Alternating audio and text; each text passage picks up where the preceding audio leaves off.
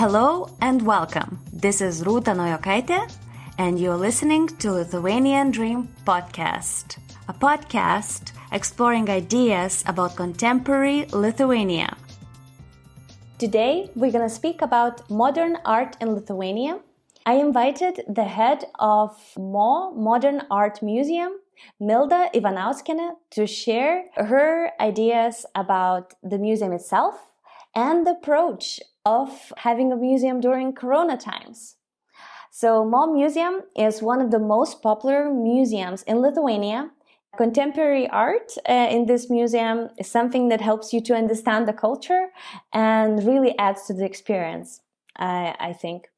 And today we will talk about this museum and the modern art itself with the head of Mo Museum, Milda. Milda, thank you for joining us today. Hello, nice to be here. So to start with, I wanted to ask you about your experience of starting very new museum. So you opened up in 2018 and straight away it became quite successful. So how did you manage to build a museum and the audience so quickly? Actually, we started doing projects in the city back in 2009. The first project we made was Literatų Street in a tiny street in Vilnius, Old Town. Also, the next famous project by us was Vilnius Talking Statues in 2015. In addition to that, we were publishing books and building the audience in social networks. So we were connected to the city and to culture and to people before opening the building in 2018. Speaking of success, there are, of course, several reasons and people we should thank for that. First of all, you mentioned Daniel Libeskind and this great building, also the location in the city, the support of Vilnius municipality and Go Vilnius, and also the huge job the building company, construction company done, and also our architects, due architects, who were helping us in the whole process. So there are many people and partners to thank.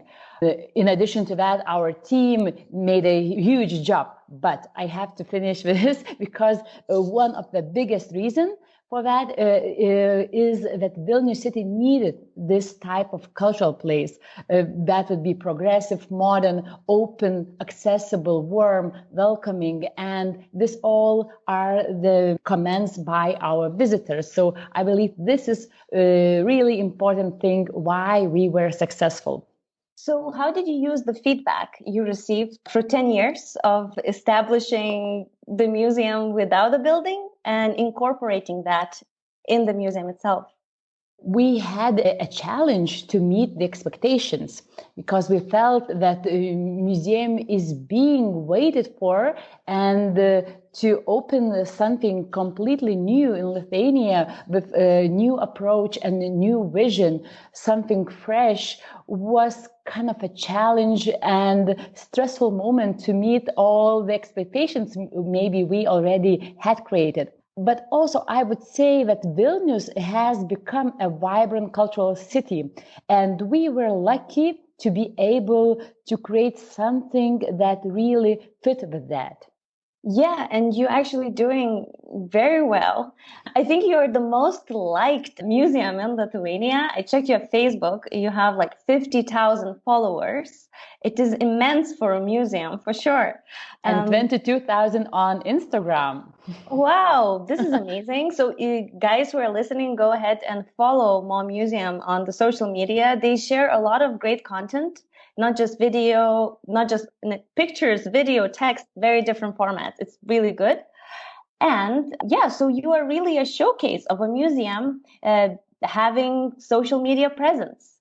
So how would you say museums should adapt during this time when most of us live online?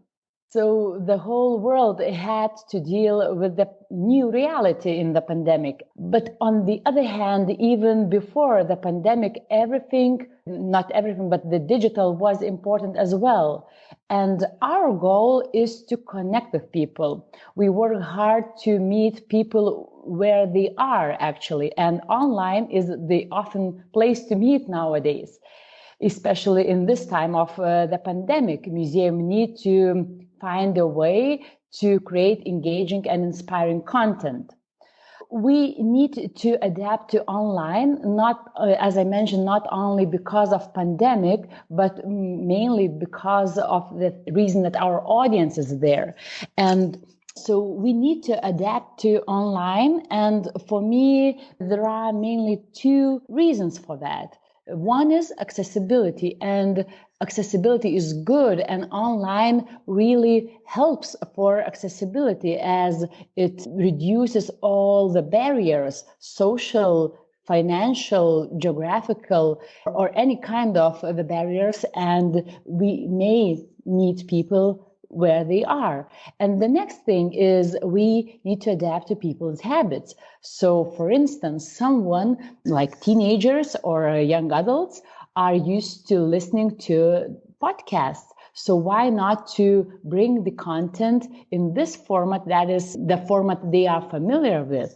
So, or knowing that everyone is so busy these times. So why not to take the event? Why not to broadcast the events and put it into the video format so that anyone can join the event anytime it's convenient?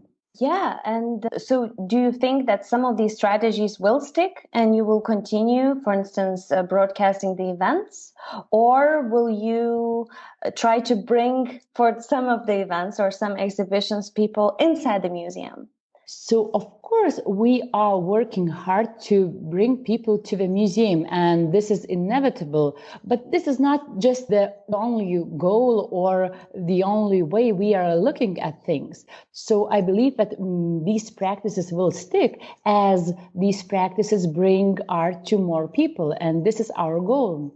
It's very nice to hear because art really helps. I was listening to a podcast today, and as well, they were saying that reading fiction or engaging in art helps to understand the context better. It's not just the facts that makes our life important, and learning facts is the context. And, I remember myself being younger and my friends wouldn't go to museums and I felt weird. But if there would have been like Facebook page, I could go watch videos and live events. It's much more encouraging to go and join, even if you feel a bit misfit. And then after some time, you actually can go to the place and feel that you belong there. Great. That's exactly I'm thinking about. So actually, one of your exhibitions, The Origin of Species, 1990s DNA, was very popular. I heard people would wait for an hour in the queue, and everybody, posted on Instagram. They were writing how great it is to see, to remember the packaging. I don't know, the kids, the shoes from 90s, and people really loved it. And it was very social media friendly. So people could share it on Instagram, on Facebook. So I wanted to ask if shareability is something that you constantly build in the exhibitions you make.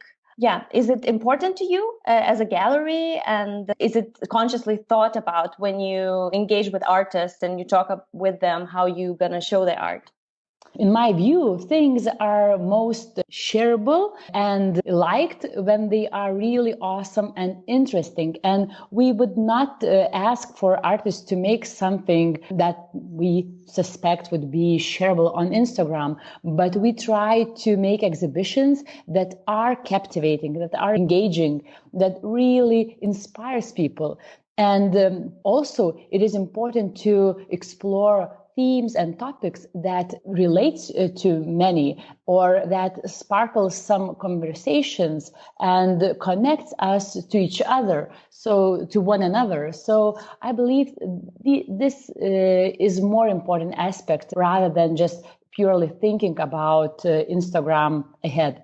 And do you remember any examples from this specific exhibition or others that sort of brought a different discourse or different ideas after you showed it to the audiences?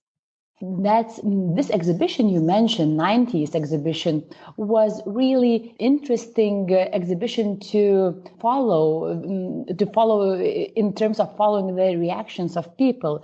And the reactions really differed concerning the age groups, the different age groups, like teenagers or young adults. They were kind of fascinated and with the strange feeling about all these old items. But the elder people, they would remember things and they would reflect it with some feeling of the time past. So for us as a museum, we want to sparkle these discussions and to really reflect on us as a society. How did we develop? How did we grow? And to talk between different generations, I believe they are kind of connecting us and helping to understand each other better. Yes, for sure. And it's very interesting. I was reading as well on TripAdvisor. I would encourage everyone, go read the comments. Great, 16 pages. And one lady wrote that it was great for her to see it because she came and visited Lithuania and she used to live in Lithuania. And it was the feeling of nostalgia, and every single object would bring the memories. So it was very personal in a sense because people were surrounded by these objects that don't exist anymore, but they are here in this space and everybody can see them. It's quite incredible. And now actually people can go and look at this exhibition online as well. I will leave the link in the comments so people can access it. And it brings to the question, does art need to exist in a physical space anymore? Or we can just make virtual tours? Is there a difference between, the exhibition in the museum itself and online? I just want to make a comment on the thing you said. And for us, bringing the content of the exhibition online is also kind of the thinking about sustainability, that the content is just not thrown away, but it remains and people can come back to that. And also audio guides and virtual tours, they remain, and all the research that was made also stays. So this is an important aspect. But absolutely, the physical museums and physical experiences are irreplaceable. And research shows that the more an art piece is viewed online, the greater the desire is to see it in the museum. The need for authenticity is really strong in these digitalized times. So I don't think that this is possible to substitute the real encounter with the digital encounter, though digital helps to reach people in case they cannot come to the museum. But the digital does not eradicate the willingness to come to the museum and see the art and encounter it just in front of you. Yes, for sure. And for myself, there's a different feeling of seeing an object and being able to see it from all different sides and interact with it and seeing it on the screen. For sure. And myself, I work in the marketing and I work with designers, and some of them even are visual artists and designers who work with startups and businesses. And the work we do sometimes is a little bit like art because we write a lot of great copy, design. We think about brand identity, all these things like how the brand should feel, if it would be an animal, what kind of animal it would be, all these things. So is there actually now a relationship between marketing and art, especially contemporary art? I would approach this question from a bit different angle. The sight is the main sense for us human, and to understand the world. Visual experiences spark the main brain activity, and visual art is the safest visual experience that do not entices you to buy something, to do something, to acquire. So in this commercialized world, art as visual experience is very important. And we discovered this, especially talking about young children and their education. Art is important for our cognitive development. And as the visual experiences are so important, art remains this untouched by commercial world experience that you can really gain from that. So in a sense, of course, art needs to be marketed and the museum needs to be marketed, but the art itself, I believe, this is something different in a fundamental way. Yes, for sure. It's not about money with art, right? Yeah.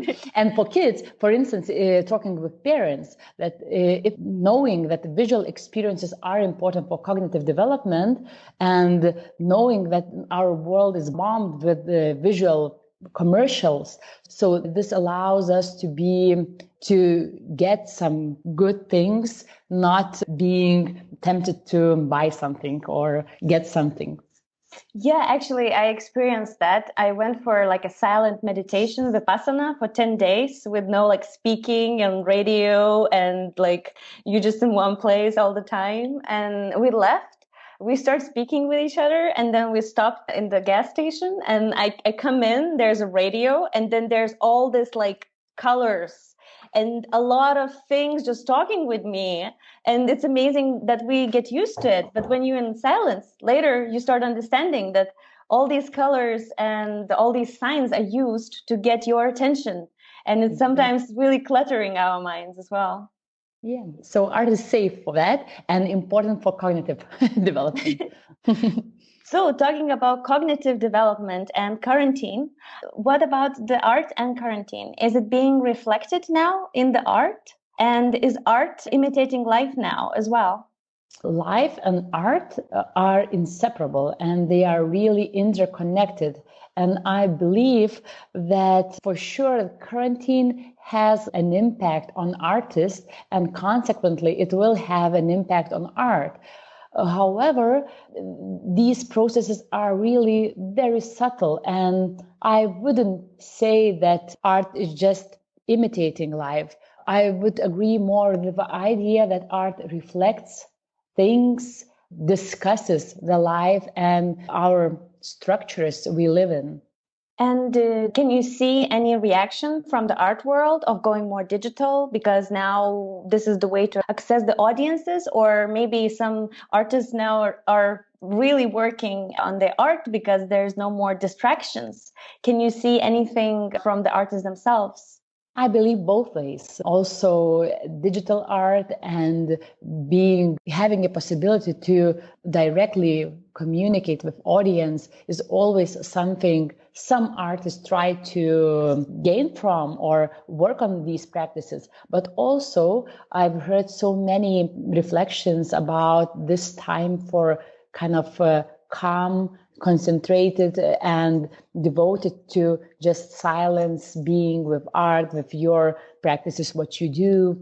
So there are different types of artists and different types of practices, and they both kind of maybe have benefiting from the situation, though we have to admit that of course, it's also a hard time for artists to sustain their living. And we as a museum also try to involve and interact with artists during this time to have, for instance, artist talk or some digital visits to the studio, just to remain also in contact with them, to show the attention which is also so needed in this time.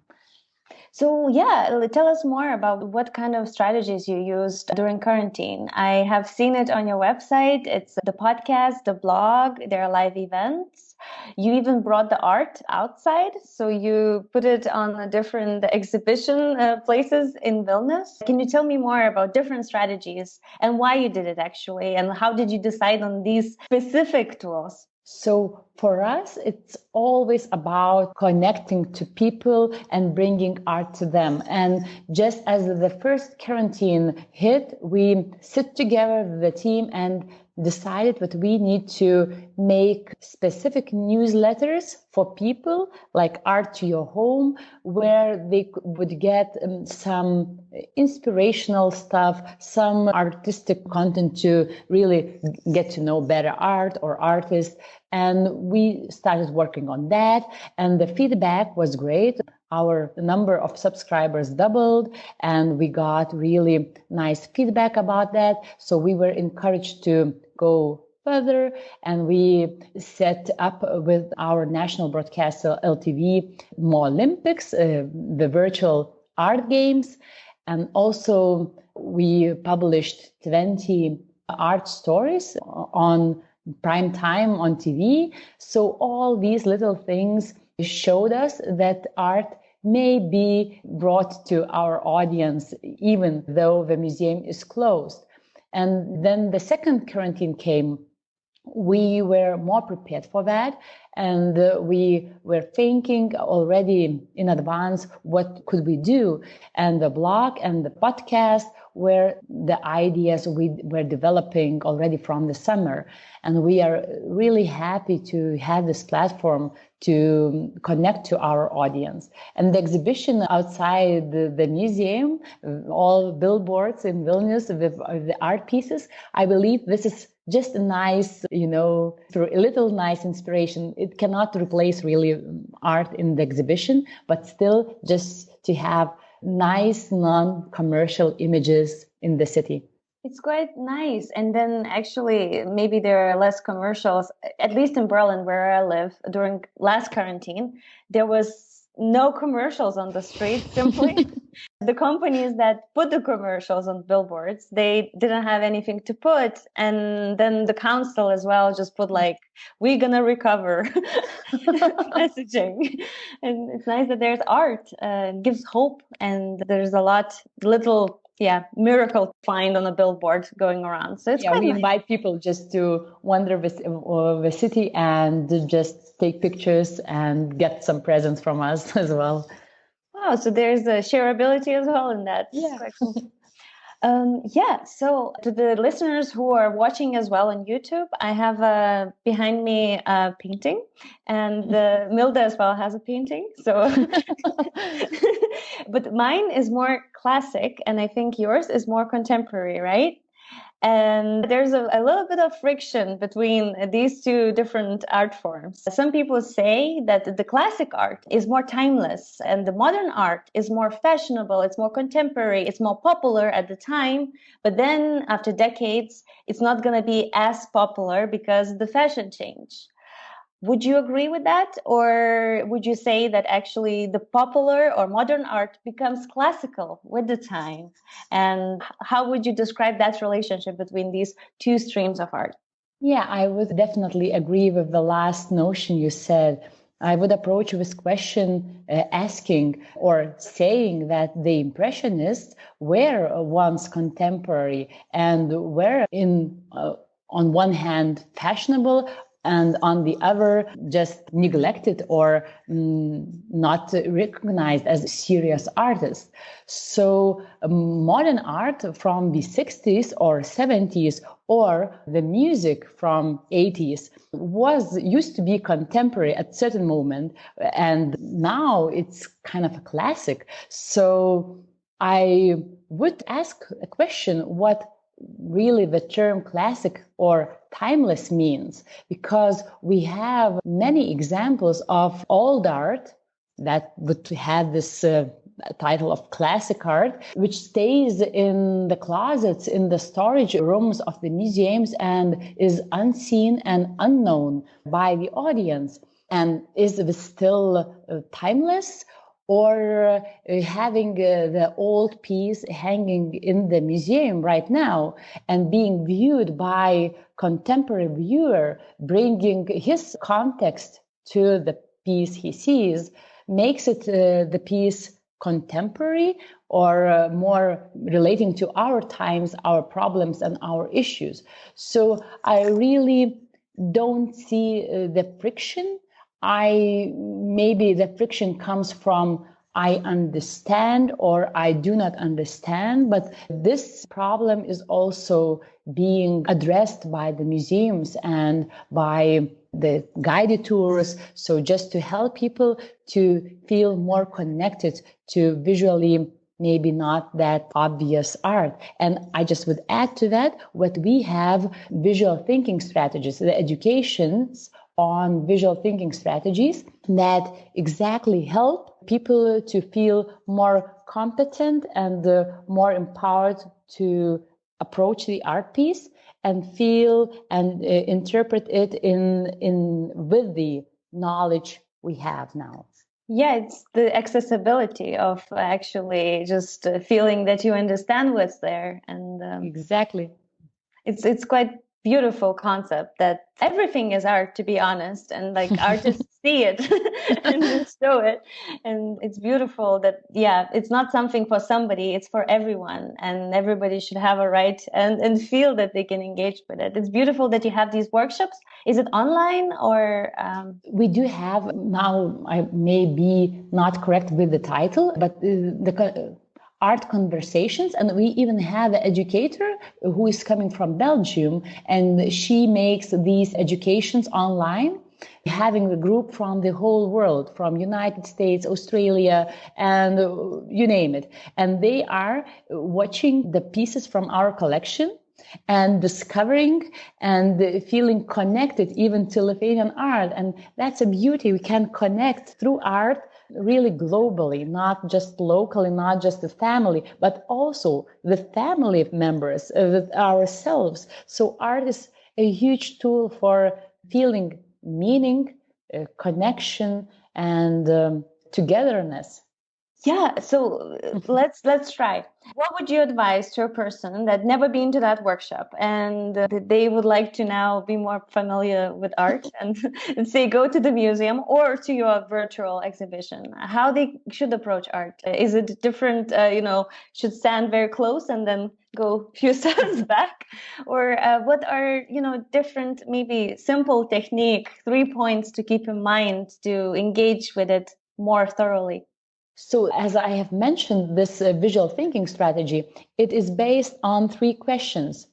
What do I see? So this requires just to stand still, look at the painting, and look not with the kind of being irritated by thought that I do not understand, but just objectively, what do I see? Do I see just blue color? Or do I see blue with shadows? Or maybe there is an object there. So first question, what do I see? The next question is, what do I see that allows me to tell this? So it requires, again, to double check. Do I have any additional information that supports my initial saying?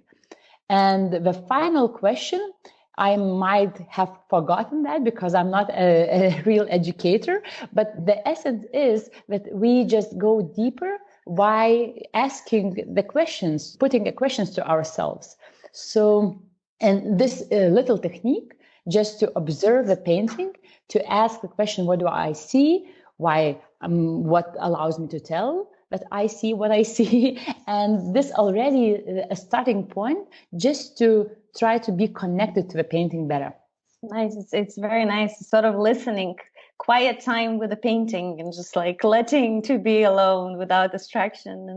But in general, these visual thinking strategy conversations, they are conversations and the group participates. So this also allows us to see that we see so differently the objective reality in front of us. The painting remains the same, but the answers, who sees what, are always different. So a tool to help even to understand oneself and the person close to you better. It's quite a beautiful thought, as nowadays people talk about diversity and why it's important. And actually, if we have a lot of people from different countries, or even from the same country but from different backgrounds, then you can create a lot together because you see it differently. And if you communicate well, then you can build something or create something very beautiful, art or anything. Absolutely. So you work with artists as well and spend a bit of time with them. And I believe they are a bit different people than us, a little bit. So what can we learn from them? Yeah, it's a great pleasure to meet artists and to feel their subtleness, their sensitivity towards the world. But especially what I really enjoy seeing and what I would love to borrow or to take from them is the creativity, the many perspectives they have. We just tend to see the world in our schemes, in our usual frameworks. And the artists, they have this ability to approach things from different perspectives, to connect things just in different links, to create different links between things. So I believe the creativity is something that really, the creativity is the thing we could try to learn from the artist. Yes, it's quite interesting to see, I guess, how they work. And next to our house, our neighbor actually, he has an art studio and he has huge windows and he cuts out the little ornaments from paper and sticks on his windows. And he even has an printout article on the window just to read about it. It's quite crazy. They're just, showing their ideas outside. We all are full of ideas and they're sort of showing it. And it's quite amazing to see. And what kind of artists should people follow in Lithuania? If, for example, now after listening to this podcast, people would say, oh, this is interesting. I should go ahead and read more. Do you have any suggestions about where to go, where to search, and who to follow maybe? Yeah, I would just, of course, suggest to start with our website.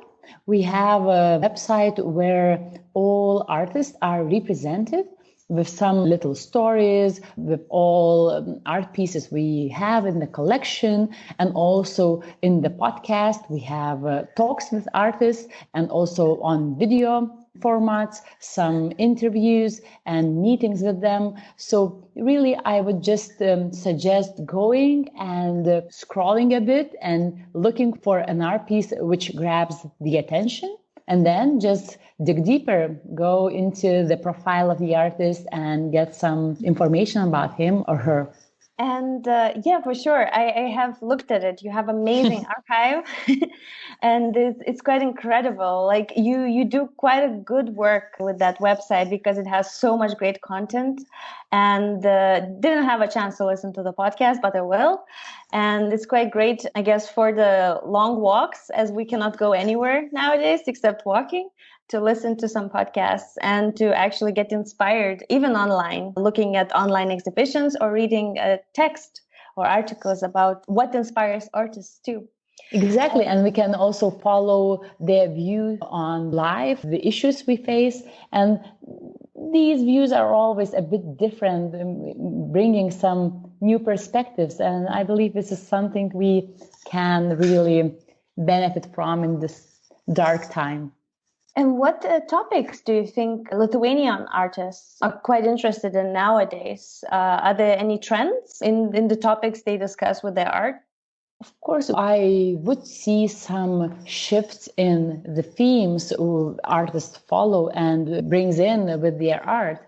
For instance, our Golden Lion winners, Sun and Sea, the topic of ecology, the topic of artificial intelligence, talking about Pakui hardware, the couple who creates some sculptures and immersive art. So the topics, of course, are shifting from those more modern art period when artists would follow their inner demons and thoughts and anxieties towards more social art and more just reflections on the society and the developments we are living in. Yeah, especially ecology is such a big topic nowadays, and exactly. Important one. And it's great to know that Lithuanian artists last year, 2020, or this year, won the Golden Lion. And so as the last question, as we're running out of time, I would like to ask you the question I ask everyone who comes to this podcast, is that because we are Lithuanian Dream Podcast, I would like to ask you, what is your personal dream for Lithuania's future? I would start dreaming a dream that is connected to what I do. And I would love to see in the future of Lithuania that cultural events and culture is something that people celebrate, and that, for instance, the exhibition is visited as a must, as a daily habit, and that we build on these cultural experiences our discussions, that we can discuss our public life through participation in culture, and that culture is something that unites us and helps us grow. And I believe that these developing of cultural habit might help us to grow as a society and be united, strong, but also very much open to the world. Thank you. I hope as well that Lithuania will have more art, share it, and create it together. And I would encourage all our listeners to go ahead to your website and discover all the great content you have there, and participate in the events you have now, because now everybody can participate from any part of the world in the events of Mo Museum. And if our listeners are listening after the quarantine, I would encourage them to go physically to your museum, which is located in Vilnius in Pylimo Street, which is close to the Old Town. And you will recognize it straight away. It's a huge, nice, modern building with the wildflowers outside, the gardens, some sculptures, and the queue outside, I believe, as well, because it's very popular. And for sure, if you have 1 hour or 2 hours, go ahead. You can go with children. I read on the reviews that it's accessible too in that way, and everybody can find something there. You can go ahead and eat lunch there too. And and the bookshop is great. I read as well. Apparently some good books. Anyway, I think I just said everything I found on the TripAdvisor. But really, thank you so much, Milda, for contributing to bringing art to Lithuania and representing the artists. I think it was something that was really needed in Lithuania. And I think everyone who would like to know more about this country should go ahead and learn about art, not just history. So thank you so much for your work and coming today to our podcast. Thank you for inviting me. Thank you for joining us today. And we would like to ask you, our listeners, what is your favorite museum? Please leave a comment in the podcast platform you're listening this podcast on, or simply go on our Facebook page, Lithuanian Dream Podcast, and write your recommendation for the museum. It could be in Lithuania or any other country. Let's share these ideas and encourage each other to find even more art around us. Thank you, and speak to you next week.